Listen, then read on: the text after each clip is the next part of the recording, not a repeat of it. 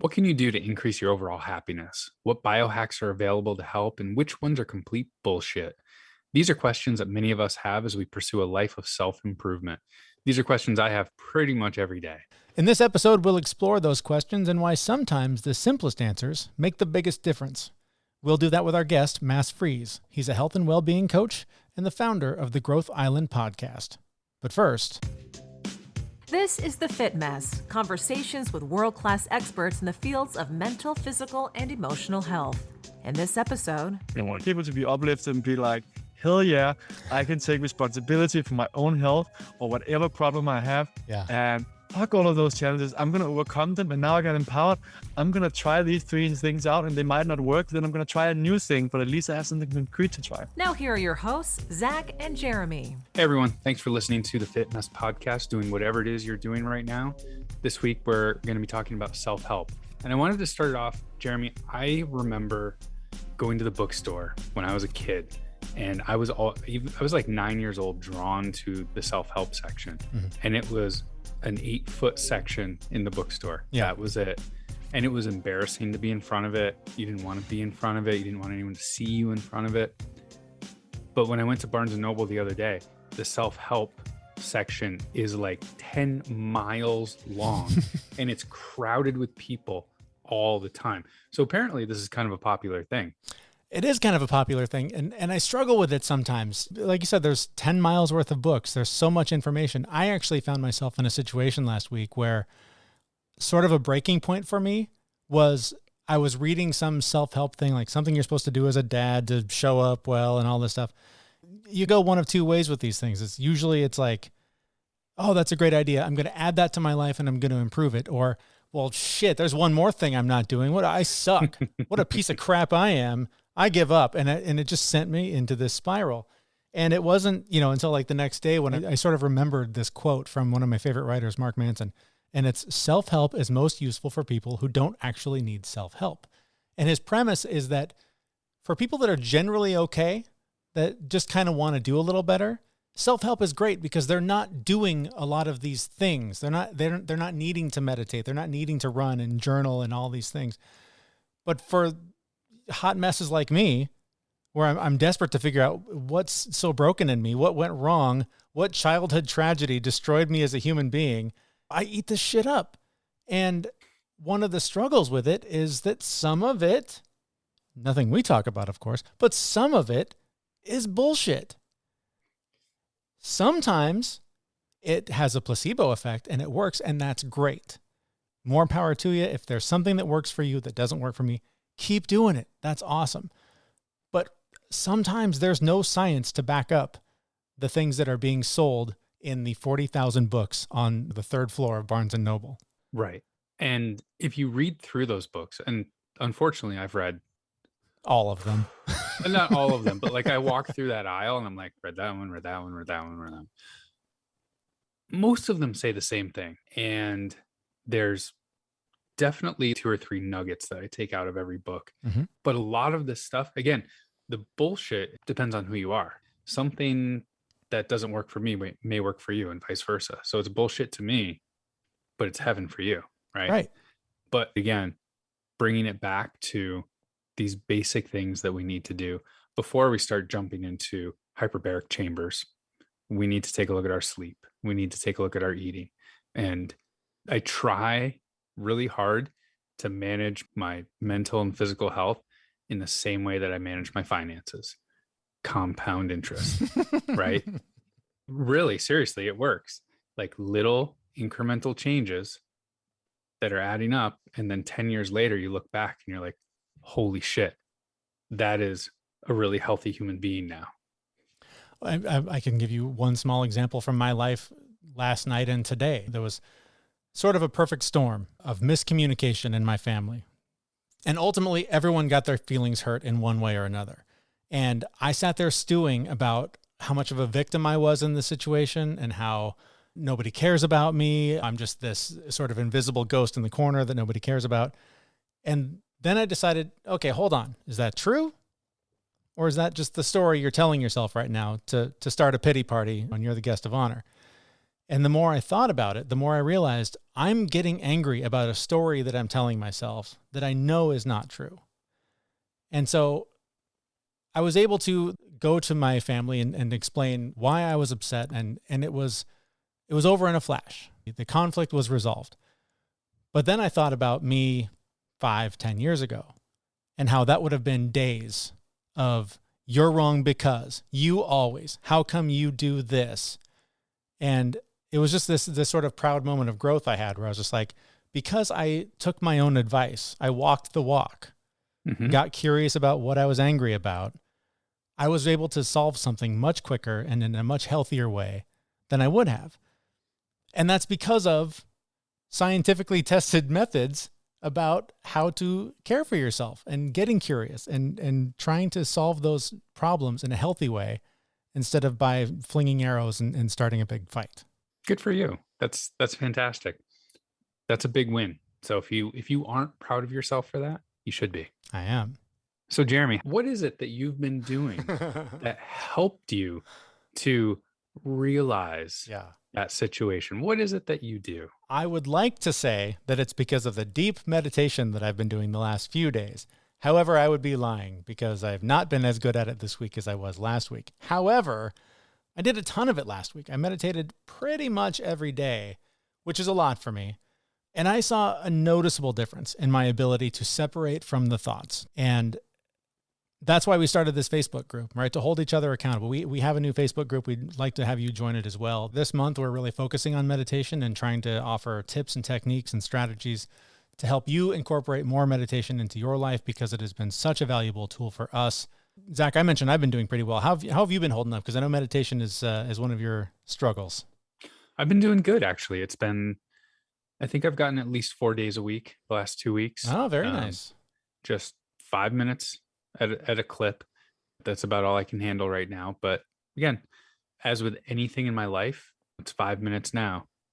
In a month, maybe it's 6, and then 2 months will be 7. And before you know it, I will just be like a little Buddha.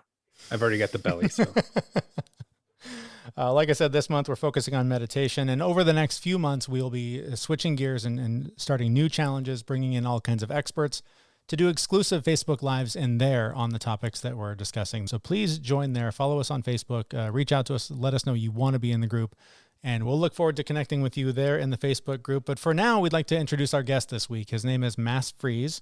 He's the founder of the GrowthIsland podcast. He's a health and wellness coach. And I love this interview because, like what we've been talking about, he shines a light on some things that he has trouble with in the self-help industry, but really boils it down to, again, the basics, the fundamental things that you should be doing in your life to achieve the happiness and wellness goals that you've likely set out for yourself if you're listening to a show like this one. and like many of our interviews, this one started similarly, where we asked him what he was doing before he founded the GrowthIsland podcast. So since I was a small kid, I was extremely curious. I drove my parents nuts by asking too many questions, like why is a cow called cow? Why is it called horse? What if I call it horse? To taking electronics apart and then trying to put them together. So I've always had an extreme drive to learn new things, and so many things I still don't know. But I started when I was like in my teens to be very interested in personal development after seeing some people being really, really sad and being curious about, okay, what makes the difference on someone like, don't really want to live, and someone loving life. And like, we're living better than kings and queens. We have spices, we have possibilities normally to travel, like so many things like that made me very curious to be like, what makes a happy life? So what does make a happy life? Now, since you brought it up, there's happy people and there's not happy people. Why is that? Perspective is, I think, your perspective is everything. So something that helped me a lot was I was lucky to travel and I saw how other people were living, right? Mm-hmm. So Tony Robbins has a very simple thing. He says, when your blueprint don't match your reality, you're sad. Mm-hmm. So basically, like, what is your standard for how life should be? And our standard for how life should be and our blueprint for how we think life should be is very different than it used to be, right? Mm-hmm. That's why despite us living better than kings and queens, objectively, we're not happy because our blueprint tells us that we should be living a different life. We're seeing people on Instagram that are living a life that they're not even living, the people on Instagram, but that's what they're portraying on Instagram, right? Yeah. So that is a key, is really getting your blueprint right And then it's finding the good things that like find meaning in life. Yeah, And definitely. before I go out on a tangent, that's a small one, but then I can go into a lot of different tips of like what can you actually do to ensure that you have a good blueprint. We will get there. I wanted to hit on another word that you mentioned, talking about in your childhood, the curiosity. That is a word that the more of these interviews we do, more and more people are talking about curiosity really being a powerful tool in finding happiness, finding better health, finding resolution to their anxiety and depression. Talk about the power of curiosity and how you use it in your wellness plan. Yeah. So for me, it's the key that there's kind of a lot of stuff out there, but health is extremely complex, or at least it's being made very complex with a lot of contradictory advice. Mm-hmm. Some person's like, "Oh, you need to put kale," and then I had an interview the other day, and someone's like, "Kill. Yeah. Kale is killing you." It's like, okay, easy. Yeah. So that curiosity to figure out, okay, what are the fundamentals? And then what are some of those small tweaks that makes a difference, right? So like also using the curiosity to be like, okay, what's the 80-20? So even though I want to learn all the details, then I need to focus first on the fundamentals, like the 20% that makes 80% of the difference. Mm-hmm. So I think that curiosity is very important to also continue to try and look for solutions if what you tried isn't working. So continue to be curious, to be like, okay, I am not a victim. There is still a way out if I'm on a health journey. Mm-hmm. But I need to continue to be curious, and I need to continue to look for solutions. Yeah. So you have your own show, the Growth Island podcast. I'm curious what common themes you hear on that show, or if there's one or two things that have really stood out to you, and potentially is curiosity one of them? It is. So it's funny you're asking. I remember I was almost a bit disappointed because I had all of these like big names, smart people, and talking about complex stuff. And then when I asked them often at the end of the show, I almost ask all of my guests, what's the 1, 2, 3 advice about how to live a happy, healthy, meaningful life? And no matter how complex, it's often like, be curious, keep asking questions, finding answers, be critical. So again, also like health experts being like, hey, be critical about what I'm saying and where it's coming from. And then it's very much like, be good to yourself. Don't be too hard on yourself. And then many people say, get proper sleep.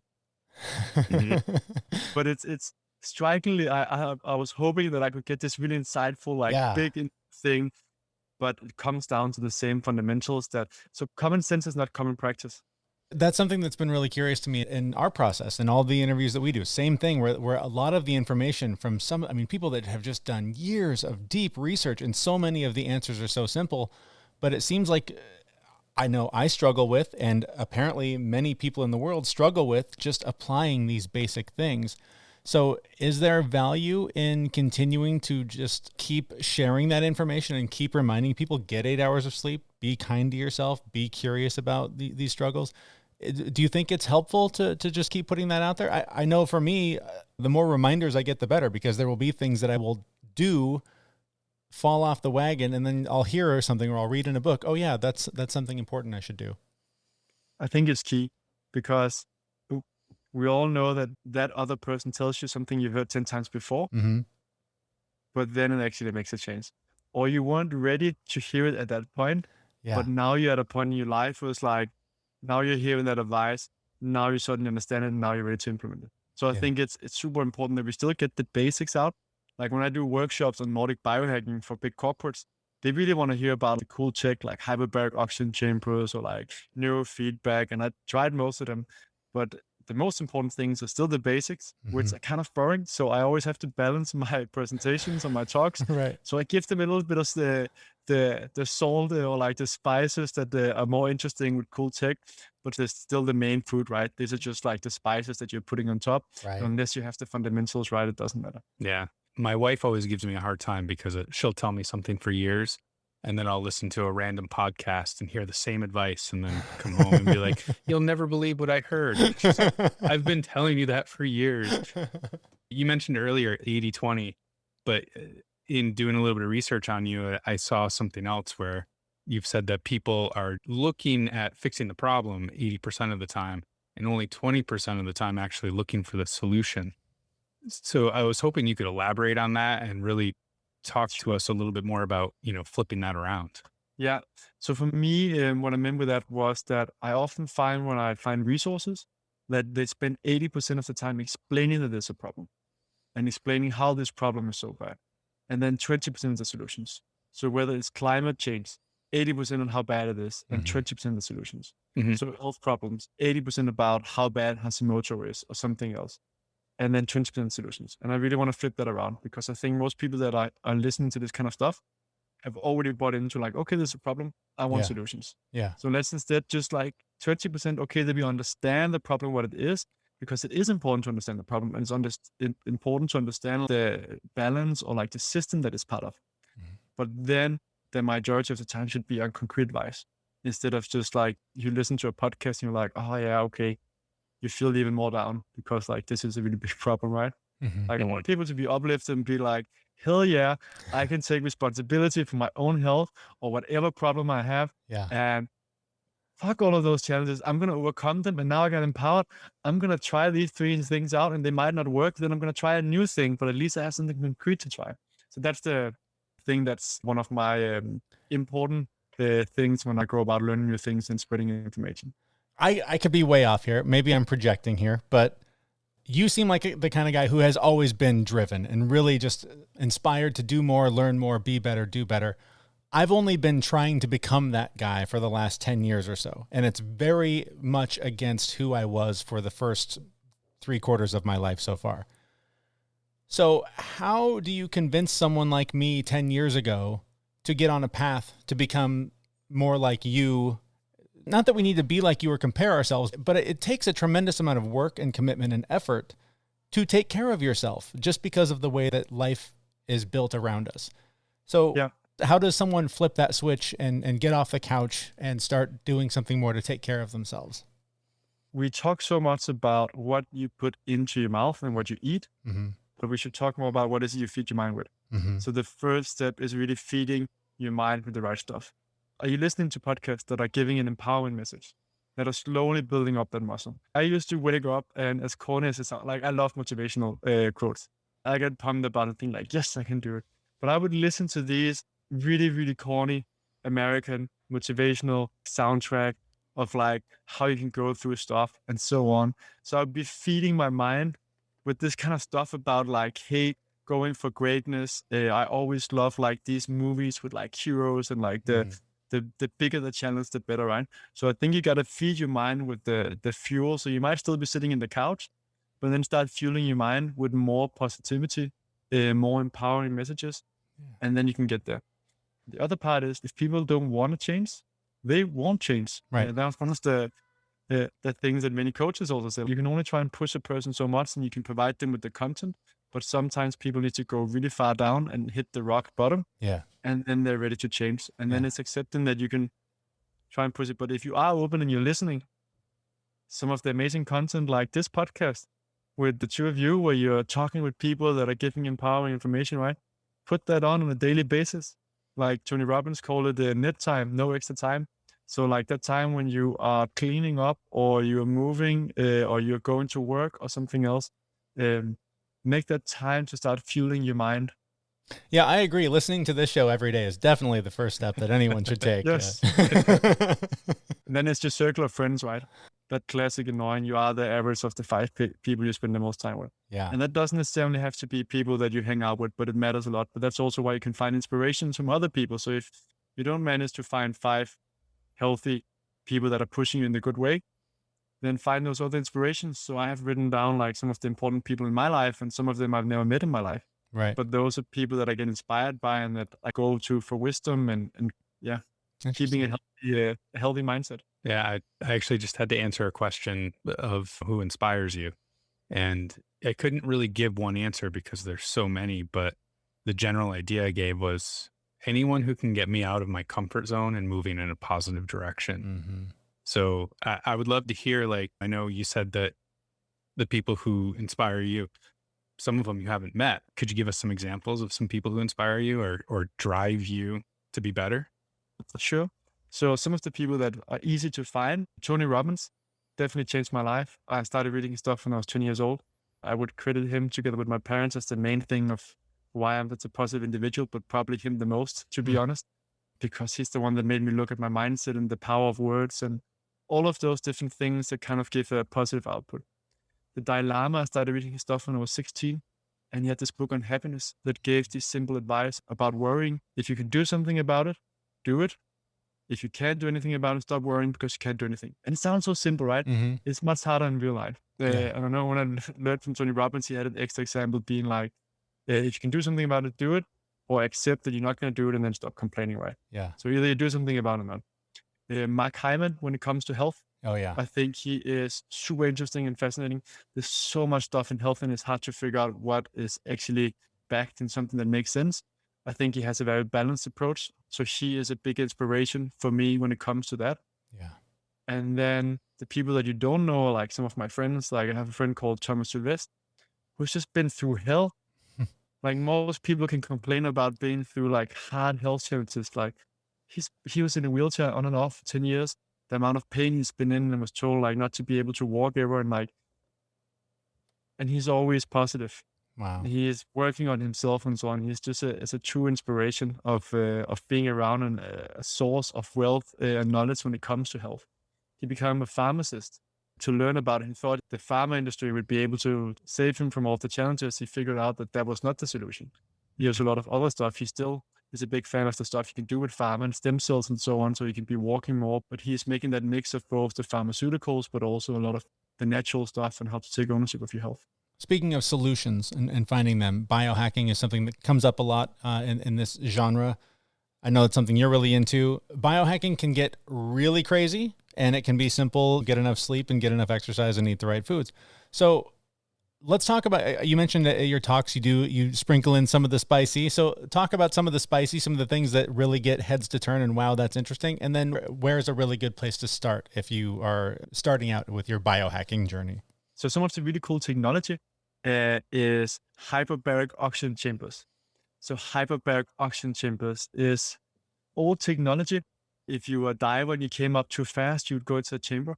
And now we're just starting to figure out how it can do more and more positive things. There was a study in Israel where they took 27 individuals over 30, 64 years old, and they put them into these chambers over 60 days, over 90 days. Mm-hmm. So they got these treatments, and their senescent cells, which is something that's related to aging, they decreased. But more fascinating is something called telomeres. Telomeres is kind of a sign of aging. And we talk about they're being shortened throughout our life, and it's not really possible to extend them. You might be able to do something with lifestyle interventions. You get 1 to 2%. These individuals got 20% increase in telomeres. Wow. So It's a small study, 27 people, but there's just so much research coming out on that. And I find that extremely encouraging and fascinating. That sounds incredible. 20% for just going into a hyperbaric chamber. That's incredible. And there was no lifestyle interventions with these individuals. That's what makes it even more incredible. So imagine when we have this technology more available for more people and in the gyms and so on, and then you also do lifestyle interventions. That is freaking fantastic that we got some of the technology out there. For sure. Now let's get a little more simple. What are some easier ways to biohack your way to better health? Sure. I'll mention one complex as well still. Yes. And then I'll quickly go to the simple. Sure. Neurofeedback. Neurofeedback is where you put electrons on your head. It's measuring your brainwaves. Mm-hmm. You get audio and visual feedback. And from that, your brain gets rewarded by seeing the audio coming if it's giving you the right, or the brainwave that you want to. It is crazy what that can actually do. I've seen it with a guy that had Tourette because I was doing a trainer education together with him. And the changes over a weekend where he had some of the training, how that kind of, a lot of it got away, even though he's been trying a million different things. Mm-hmm. I think that is going to be one of the things we will also see in the future of how to both get rid of challenges, but also how to optimize our brain. I've heard that it has tremendous benefits, particularly for battling depression. Yes. Depression, ADHD, PTSD. It's really fascinating, some of the research that has come out of how it's really effective. There's also a lot of things that I'm worried about with it, because you can do something to the brain. If you can do something good to the brain, you can also do something bad. Sure. And most of the individuals that you talk about is just only talking about their good things, right? Mm-hmm. I'm not sure that I want a mediocre brain. I would like to know who are the top performers in the world that might be a little bit strange. And I might rather want my brain to be trained towards them than to the mean. Yeah. So there's a lot of things in it. Dave Asprey has his 40 years of Zen, where he tries to get people into these, I think it's theta stages and different things. But that is something that's going to be in the future. So I just have one quick question on neurofeedback. Is that something that is making its way into households? Is there like a kit that you can buy, or is that something that you need to go work with a professional on? You still need to go work with a professional. You can get Muse. Muse is the headband that's been very popular. I'm not sure where they are right now. They had a new version, but I know the earlier version, I talked to several experts on neurofeedback, and they're basically saying that it was bullshit because it was mostly measuring brain tensions or like muscle tensions. So the thing about the technology is it's using something called dry sensors. And dry sensors are not as good as picking up the signals in the brain. Mm-hmm. But I talked to one expert on it who was like, give this 5 years, maximum 10, then the dry sensors are going to be as good or good enough as the wet sensors. And that's going to be the revolution, because suddenly you have these devices that are much easier in home training. So Muse is probably the best right now in taking like at the home front, together with a company that came out of Harvard, I think, or MIT. But I would love to talk to one of the founders and really get asking the critical questions about like, okay, where are you with your newest version? Is it honestly mostly muscle tension that you're measuring? Mm-hmm. Because I want to use it as soon as it's good enough, but I don't want to be wasting my time and money on something that's still in development phase. Mm-hmm. Yeah. That's something that's super common, I think, in this genre too, is that there are so many products that, I mean, just on their face, you can tell it's garbage. But then there's some that like, wow, that sounds intriguing. Like the idea of measuring your own brain waves in your home by putting on this headband. I mean, that sounds crazy. So how do you differentiate when you're researching these things? How do you know this is crap and hey, this is something that I need to spend some time on? Yeah, it's extremely difficult. Like I had the Muse, the second version of the Muse, and I feel like it was doing quite well. So one of the things is, do they have any research that's been published saying that this works? Mm-hmm. And then actually reading them. So I also read some papers on the Muse where they were testing things. I think it was in Boston and so on. And it wasn't conclusive whether it was working or not. And just quickly on Muse, I think it's going to be one of the things that will change the world. I'm just not sure where they are now. Right. But so are there any research backing it? Are there any experts that seems to be explaining to like why this works? Is there any logical conclusion for how the body works that this should be able to work? Mm-hmm. So I think that's another thing, because we know double-blinded studies are super expensive. It takes time and so on to do the studies. So is there like a logical explanation? And with many things, you don't have a standing ground to guess that unless you've been trained as someone within the field. Yeah. So then it's like finding people and see if they explains how it works. And does that seem somewhat logical? Right. And there you can go wrong as well. So then let's go back to the simple biohacks. We've talked about some of the technology and some of the crazy things that are out there and coming down the road, but what are some things that we can start doing today to start optimizing our health? Yeah. Fasting is so damn simple, right? Mm-hmm. And it's cheap. It's free. Yeah. I love stuff that's free, and this actually saves you time. So they must be one of the best biohacks ever. Right. You save time and you save money. So fasting, basically, I do the intermittent fasting. So I used to do it very strict, where I had an app and I've always been eating breakfast. So for me, I felt like I was getting dizzy and it was very weird. So I was like timing the 16 hours. I was like, whoa. But basically you need to it takes some time to adjust the body. If you give it 3 weeks, you should be adjusted and then it's not that bad. Now I no longer time my fasting. Mm-hmm. I kind of do it what seems natural. And for people that don't know what fasting is, if it hadn't been, you can do long periods of fasting where you don't eat, or you can just do like 16 hours. And it turns out you get most of the advantages with 16 hours. Mm-hmm. So basically, what people that used to skip breakfast is now just really cool, called intermittent fasting. Right. There's a lot of studies showing that it has amazing longevity effects. So I think that's definitely one of the cheapest and time-saving things that you can implement. Yeah, and you mentioned Mark Hyman earlier. He's a big proponent of fasting, and I used to do 16 hours every day, and I was also finding some challenges, mostly just kind of keeping it consistent.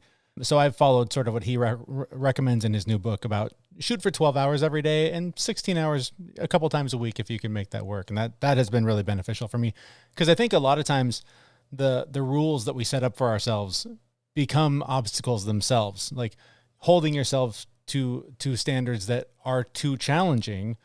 I think that they can serve to be good goals, but to not get lost in finding the goal and making sure you focus on the journey getting there. Does that make sense? You know what I mean by that? I fully agree. And also with fasting, you don't need to fast every single day. Right. Like as you're saying, fasting a few times a week is super good, the 16 hours, and sometimes you do longer fast. And actually it's turning out now that for women, they probably shouldn't fast as much. Some of them, if they fast continuously, might get hormone problems. So for them, they should aim for 12 to 14 hours a day. Yep. And then every third month, potentially take up to a 5-day fast, or they do a 1-day fast or something else. And I think what you're saying is so spot on that we need to be careful that we don't become so fanatic. Yeah. So it's very much about living a life in balance. And in the biohacking space, like honestly, a lot of people have sick mentalities.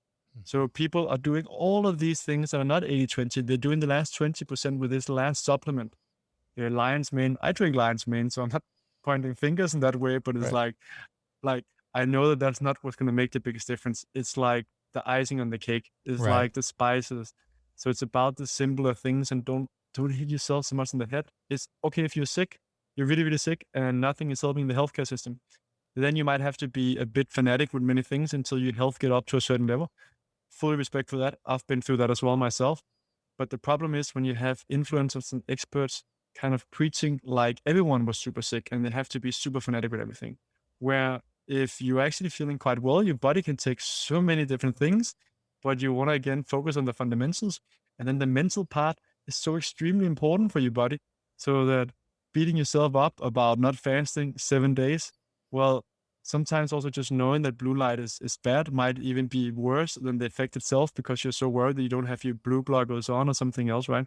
So I think that's, if there's one thing people take away about biohacking from this, I really hope it's like, don't be too hard on yourself, and like the psychological stress that you put on yourself can be much worse than the negative effect of what you're doing. Yeah. So if you eat that chocolate, Snickers, which is not 95 or 85% dark chocolate, enjoy it and be happy, and then leave it at that. Yeah. And somebody I respect, I saw them post something about, if you're being good 85% of the time, you're doing well, and be okay with that. We need to be better to ourselves. Too many people are hitting themselves in the head.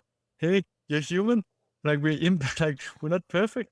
I think that's also another thing of like being happy and so on, is like accepting like, hey, I'm not perfect. Like if I had negative emotions, I kind of like, I don't try to hide it away. Like I don't dwell in it, but then I kind of stop and like, hey, this is sticking to me, and it's another proof that I'm human. And then I gotta do something else, like focus on something that I can actually do, but allow yourself to be humans and that life can be difficult. That's another reason why people are unhappy.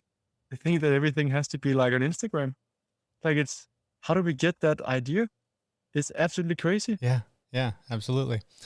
This is a lot of great stuff. And for more conversation like this, I imagine people should check out your podcast. Tell us more about that and where we can learn more about the show and yourself. Sure. So GrowthIsland.com. So like growth and then an island.com.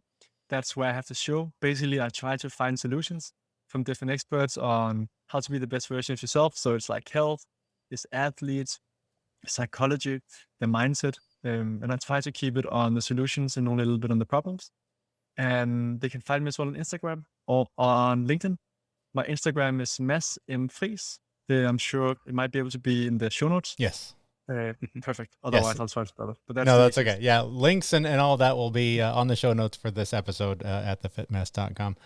Mads, thank you so much for your time. This has been a really fun conversation, and we really appreciate you reaching out to being on the show today. Pleasure.